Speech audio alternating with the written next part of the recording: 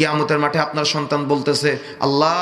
আমার বাবার সামনে ফজরের সময় ঘুমিয়ে থাকতাম, আমার বাবা আমাকে কখনো নামাজে নিয়ে যায়নি, আজকে আমি আমার বাবাকে সাথে নিয়ে জাহান্নামে যেতে চাই। আজকে বাড়িতে গিয়ে বালিশে মাথা দিয়ে স্বপ্ন দেখবেন আর ভাববেন যে আপনার সন্তান এভাবে বলতেছে, আল্লাহ আপনার মেয়েটা বলবে আমি আমার বাবার সামনে বেপরদায় চলতাম, আমার বাবা কখনো আমাকে পর্দা করতে বলে নাই, আমি আজকে আমার বাবাকে সাথে নিয়ে জাহান্নামে যাব। আল্লাহ আমার বাবার সামনে বুকে পিঠে ওড়না না দিয়ে রাস্তায় গেঞ্জি গায়ে ঘুরে বেড়াতাম, আমার বাবা কখনো আমাকে নিষেধ করে নাই, আমার বাবার সামনে কখনো আমার লজ্জা কাজ করে নাই, আমার বাবারও লজ্জা লাগে নাই, আমার বাবা কখনো নসিহা করে নাই, আমার মা কখনো নসিহা করে নাই, আজকে আমি আমার মা বাবাকে সাথে না নিয়ে একা একা জাহান্নামে যাব না। আপনার আদরের মেয়েটা বলবে, আল্লাহ আমার মাকেই তো দেখতাম বেপরদায় রাস্তাঘাটে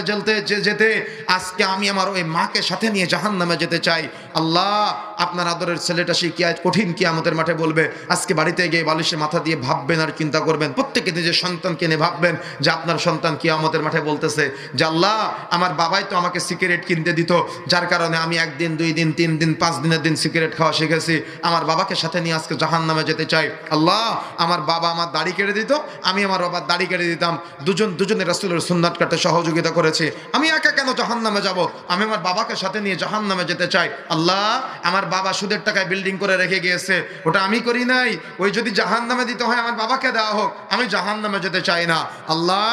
আমার বাবার সামনেই আমি কানে হেডফোন লাগিয়ে গান শুনতাম, আমার বাবা কখনো আমাকে কিছুই বলে নাই, আজকে আমি আমার ওই বাবাকে না নিয়ে একা একা জাহান্নামে যাব না। আপনার আদরের সন্তান আপনাকে নিয়ে এভাবে অভিযোগ করবে যে আল্লাহ আমার বাবাই তো সুদের লেনদেনে জড়িয়েছে আমাকে, আমার বাবার সামনে সুদের লেনদেন করতাম, ঘুষ খেতাম, আমার বাবা এটা নিয়ে গর্ব করতো, আজকে তো আমি আমার ওই বাবাকে না নিয়ে অভিভাবককে না নিয়ে আজকে তো আমি একা একা জাহান্নামে যাব না। আপনার আদরের স্ত্রীটা বলবে, আল্লাহ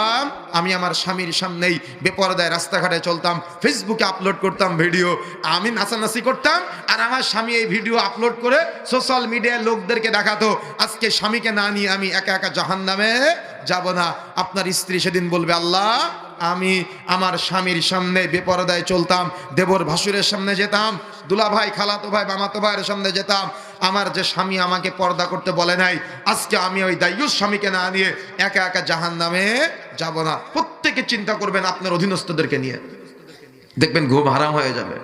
দেখবেন ঘুম হারিয়ে যাবে। কিয়ামতের মাঠে যখন এভাবে বলবে তখন আপনি বলবেন আল্লাহ বলছেন এ কথা, ওয়াকালাল ইনসানু মা লাহা, তখন মানুষ আফসোস করবে আর বলবে হায় আফসোস, এ সব দেখে আমার বিরুদ্ধে কথা বলে, আমার স্ত্রীকে কত ভালোবাসতাম, স্ত্রীটা আমার বিরুদ্ধে কথা বলে, আমার স্বামীকে কত ভালোবাসতাম, স্বামীটা আমার বিরুদ্ধে কথা বলে।